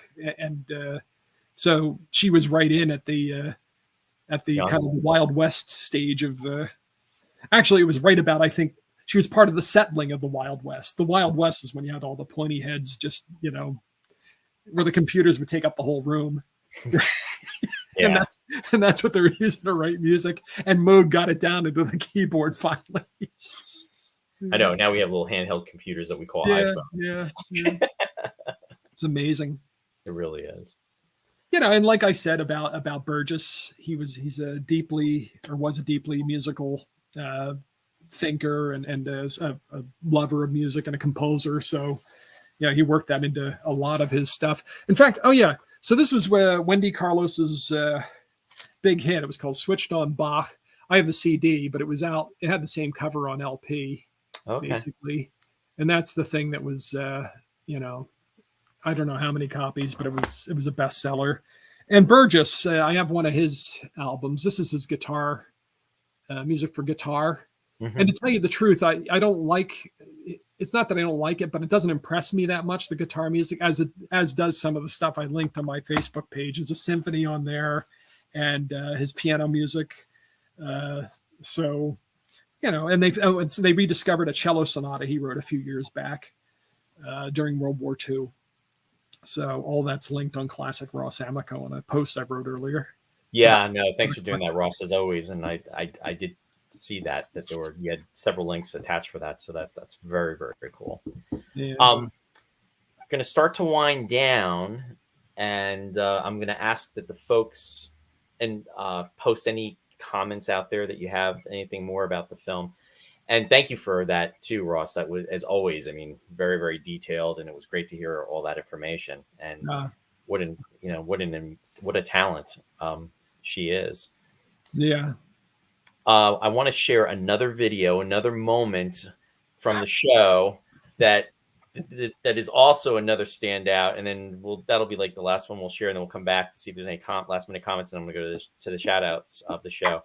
But I think you'll get a kick out of this one too. So let me just get this set up. What's left? I think we've been touching upon some fun times. Sure. Let me see here. All right, let me make sure I got that. So this is your life. Yeah. Yeah, this is your life. Whoops. And I almost just cut "This Is Your Life" because I almost hit the X, which cuts everything. Yeah. All right, so let's see. Let me get this started. And hold on one second. Here we go. And then they don't believe him, and then there's a lot of laughter, but the townspeople do respect him. However, we were talking about the character that was played by Kieran Moore. Kieran Moore, and he's kind of taunting him, and he's egging him on, and he's trying to basically say that he's like the town fool, and there's no such thing. Oh, very thirsty. What? What did you say? What happened? I didn't hear what you said there. You drink your drink? I had to drink. So anyway, Lord Fitzpatrick is going to be retiring. He's retiring Darby, actually, from his caretaker duties. And what he's doing is he's bringing in another caretaker, and this is going to be that of the role that's being played by Sean Connery to take over. And he's very upset. He doesn't want to leave, but he doesn't want to break his daughter Katie's heart, and that's Janet Monroe, about having to leave, because this is where essentially. Oh, what? Oh, sorry. What?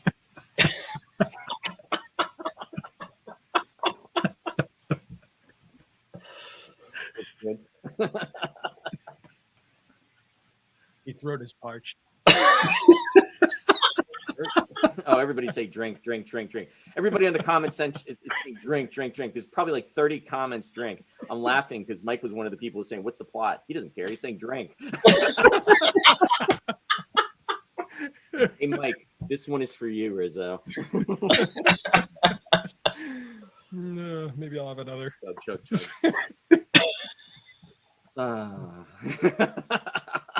There's literally 20 drinks on here.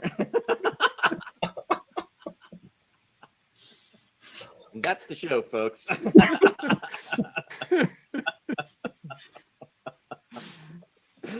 Oh, man.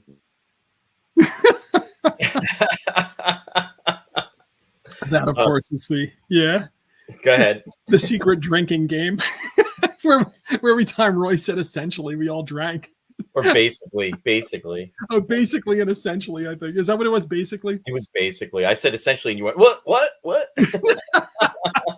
Hey, you drank anyway. And then what happened was I was very hesitant about doing that specific episode. So what Ross did was he contacted all the viewers out there of the show, people on the page, generally would tune in each week, and he said, "I'm gonna basically play this joke on Roy." So anytime he says basically, because it's like my catchphrase, basically. Yeah. And every time I say it, you got to type in the comment section "drink," and then he was gonna start taking shots. So anyway, throughout the course of the episode, the show, yeah, camaraderie too. Yeah, none of you said a camaraderie. I think we had to chug. Yeah. Or do a shot. We were all messed up by the end. I had no clue. Fun times. I know, it's kind of cruel, but kind of funny. It was fun. Good times. Yeah. So anyway, well, happy 3 years, Ross. I thought that was a good way to bring it in. Yeah, that was fun. Thank you, Roy. Yeah, Thank you for being such a good sport about it. of course. Why not? Yeah. I was, yeah. You were what? No, it wasn't about that. It was about Clockwork Orange. Were you going to go to the shout outs?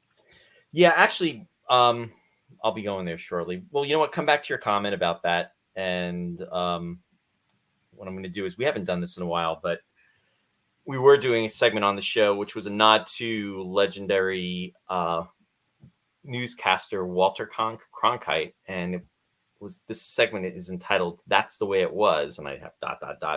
because he would say at the end of each episode, that's the way it was on June 2nd, 2023. So with that, the year of this movie was that this came out. That's the way it was. December 19th, 1971 is when this movie premiered in the US, which is crazy. It's coming up on its 52nd anniversary.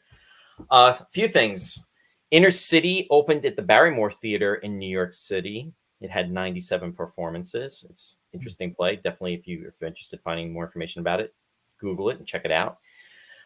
Folks out there who remember watching the Waltons on Thursday nights, that was a type of family type hour. There was a movie that preceded the television series, and it was called The Homecoming, A Christmas Story. And that actually had premiered on that very date. Patricia Neal was in it. Yeah. Yes, exactly. Yeah. And also, NASA launched Intelsat 4F-3 for ComSat Corporation. I have not had the opportunity to Google and find out the stats about that, but I am very interested in doing so. So I'm going to circle back on that.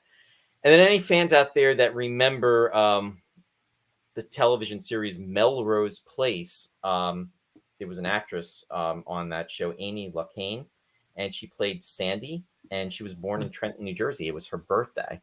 And then in regards to music, the number one song in the US was Brand New Key by Melanie. And in the UK, the number one song was Ernie. Interesting enough, the fastest milkman in the West. How couldn't get any closer when talking about this film, right? On the the release date with Milk, and that Benny Hill. Benny Hill, there you go. So, I was going to say, you could see why people would go crazy if they're used to watching the Waltons or something, then they go to see Clockwork Orange. Yeah, right. But then you have Benny Hill, so yeah. Talk about going from one extreme to the other. So anyway, we're going to go to the shout outs, bringing you creative awareness through our shout outs. That's the tag. You're branding, Roy. You're getting creative in the fourth getting season. Creative, yeah. You heard it here. So Mike and Mary Beth, they are on Sci-Fi Distilled. They are on Wednesday nights at 7 p.m. Eastern Daylight Time. And they cover science fiction movies and television of the 80s, 90s, and beyond. They will be announcing on their Facebook page. Stay tuned for what they will be covering for their next show. And again, that will be this coming Wednesday, June 7th at 7 p.m. Eastern Daylight Time. So stay tuned for that. Want to give a shout out to friend Bill and our friends at the Country Gate Theater. Bill was out there earlier. So Country Gate is back, folks. It's been through a lot in regards to the pandemic, and they will be doing their second show of the season. For information on their website, you can go to www.countrygate.org, or you can visit Bill's website, which is www.billscorado.com. And they are going to be doing Snoopy, and the dates for Snoopy are through July 29th through August 6th. For showtimes, definitely just check out the website for more information. Also, Captain Phil's Planet, WUSB 90.1 FM, Stony Brook, New York. Now, the captain's schedule is on alternating Thursdays from 3 to 5 p.m. Eastern Daylight Time. He is also on Friday nights from 9 p.m. to 11:30 p.m. Eastern Daylight Time. Now, just as a heads up, Captain Phil was going to be hosting a panel discussion, which would have been taking place at 9 o'clock tonight. And unfortunately, that has been postponed. So Mrs. Captain Phil actually was not feeling well. So just send positive thoughts and prayers her way, and that she's feeling better. So that is being rescheduled. Not sure when that will be, if that'll be next week. But stay tuned, and it's going to be a interesting discussion because it's going to be the discussion is going to be centered around Picard season 3. In fact, Mike and Mary Beth are going to be a part of that. Colleen Bement is also going to be a part of that, myself, and then also Paul Levinson. So definitely going to be an insightful discussion in regards to Picard season 3. There's lots to talk about. If you haven't seen it, definitely check it out, especially if you're a Star Trek The Next Generation fan. There's a lot of nostalgia within that series this past season, for sure. Also want to give a shout out to the ladies at Studio One Thrift. They are actually in the process of getting a physical location, but right now you can order from them and you can get anything online. You can go to their website for information in regards to quality, stylish, affordable clothing, and then also receive styling tips and informational updates. And their their website address is www.studio1thrift.net.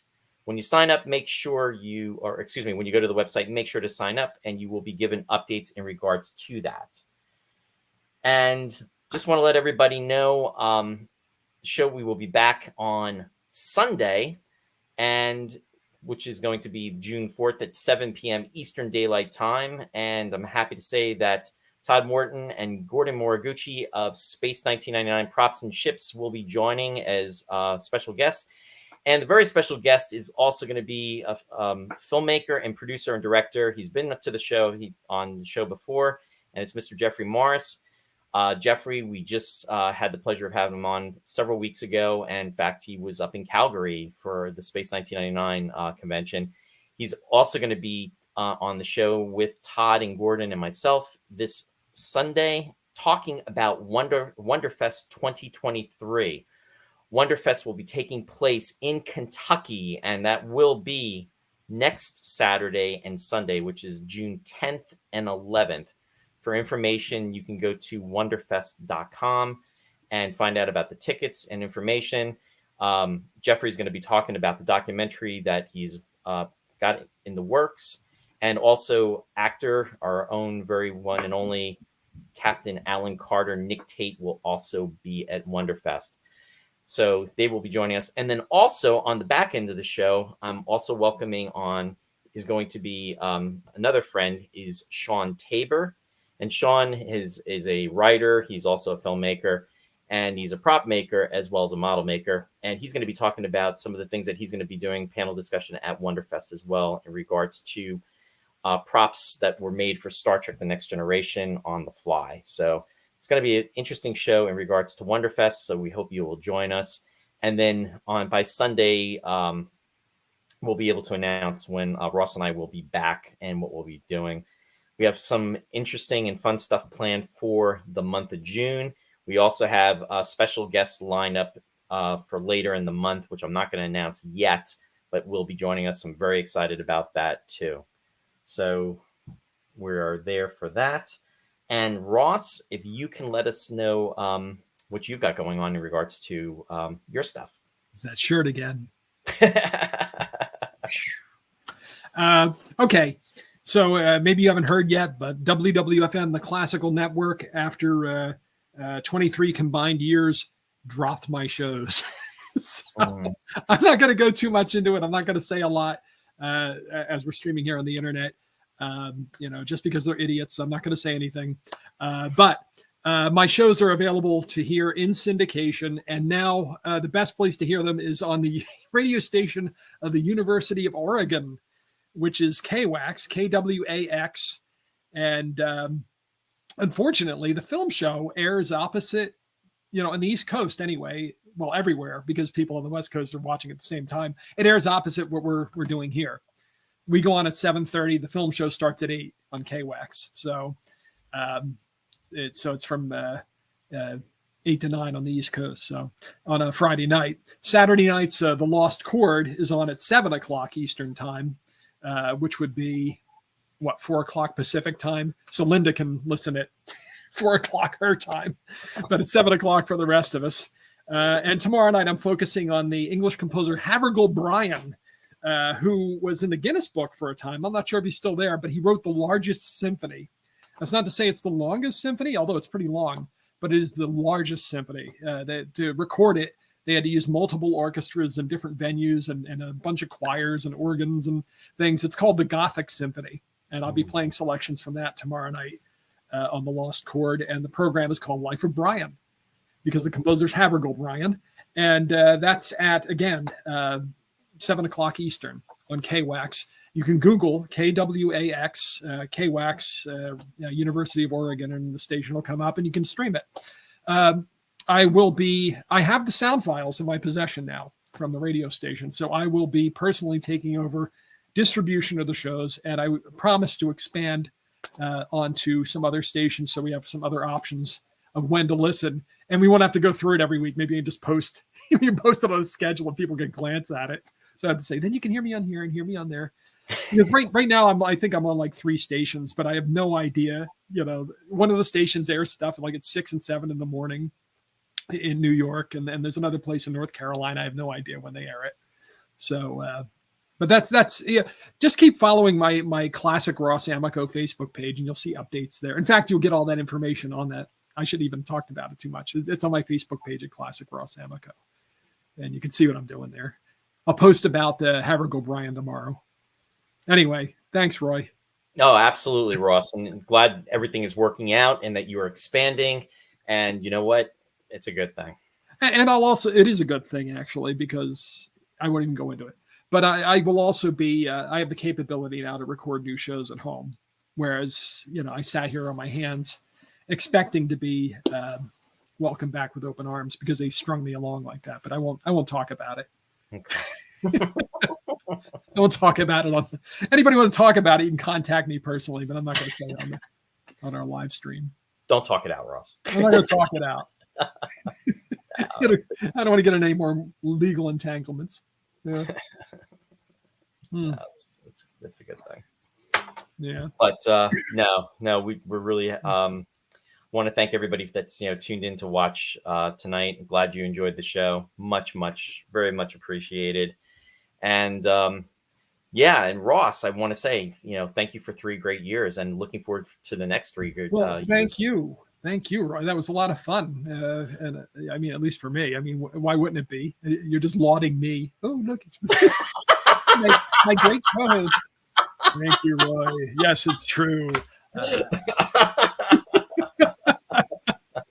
But the clips were fun. We have good. It's a good reminder of the camaraderie that we share. Yeah. And again, I mean, if you're interested in Wendy Carlos and you can find this album, it's a gas. It's all Bach for Moog, but it's if you like electronic music, or if you like Bach, it's a pretty unique experience. Yeah. So the only other thing I wanted to say about Clockwork Orange, that I don't know that I said, this was the first film that Kubrick made after 2001: A Space Odyssey, if you can imagine. So you get 2 very different outlooks on the future, and it had to be such a kind of a, I don't know for this for a fact, because I don't know a lot about how Kubrick felt about these things, but it had to be a huge, a weight off of his shoulders to go from something like 2001, which was monumental. Right. I mean, you had the monolith. It was monolithic, where he would go to something like this. It was kind of fast and dirty by Kubrick standards. You know what I mean? He still shot everything 100 times, but it was the quickest shoot, I think, of any of his films. And as Christian Lancet pointed out today on my Facebook page, it was basically all done on location. There was only one set in the film, and that was the milk bar. Yeah, I read that. They used existing locations. So one of the things we didn't touch upon too is, I mean, in this genius to Kubrick is the scene where he Malcolm McDowell is attempting to commit suicide and he jumps out the window. He used a special type of camera, and I forget what kind of camera it was, but he had it actually protected in a special box. And the camera he threw, I think he did this like at least 6 times minimal, if not more, where it's descending from a great height. And it's rolling as it's going down, and one of the takes actually caught, and it actually comes down, and it's literally going right into the ground, and then it crashes. Now, supposedly the camera itself was intact, but I guess the lens broke on impact. but he got the necessary footage, which was brilliant on his part, if you think about it. Yeah. But I mean, the whole thing had to be such a liberating experience after I think the pressure. Sure. With because 2001 used so many techniques that hadn't been used before. Right. With the special effects shots and everything, that had to be an enormous undertaking compared to this, which I'm sure was still work, but there's a more playful feel to it. There's and it's a quicker movie. Mm-hmm. You know what I mean? It's a faster movie. So I think he just kind of, It'd be interesting to do a film festival of Kubrick's work and just to find out if he ever did, and I don't know this off the top of my head, but did he ever do anything that was like mainstream? And my guess would be no. Something that was Spartacus. Yeah. But he didn't like it too much because he had to take orders from Kirk Douglas. Even when he went mainstream with something like The Shining, or The Shining, but even that, it's like an onion. It's like another layer. You can't just do entertainment. Well, look what he did to oh my God, what was her name? In that film? Shelley Duvall. Shelley Duvall. I mean, he put her through hell and back with Yeah. Oh yeah. So apparently he did that. Ken Hutchins is saying maybe the World War I movie. Maybe that would be Paths of Glory. Yeah. That's a great movie. That's probably it though. But again, disturbing. Yeah. And no escape from that. Because it's true. Yeah. Yeah. So well, thank you, Ross. And thank you, Roy. Yeah, I enjoyed it very much. Thank you very much for going to the extra lengths to do the clips and stuff. That was fun. Cool. I'm glad you enjoyed that. I'll come back for another year. All right. I'll renew for another year. Ross is renewing, folks. You heard it. After we close, the contract's being signed. Sign in my blood on human parchment. I've got my Paramount pen from when I was at Paramount Studios. So we'll make it. Does it write upside down? Yeah, I think it does. We'll make it official. See Paramount. There you go. Paramount. Everybody drink. Yeah. So now that way it's official. Take care, folks. Live long and prosper, as we always like to say. Be safe. Have a great rest of the weekend, and we hope to see you on Sunday. Thanks for watching. Take care. Thanks. Bye.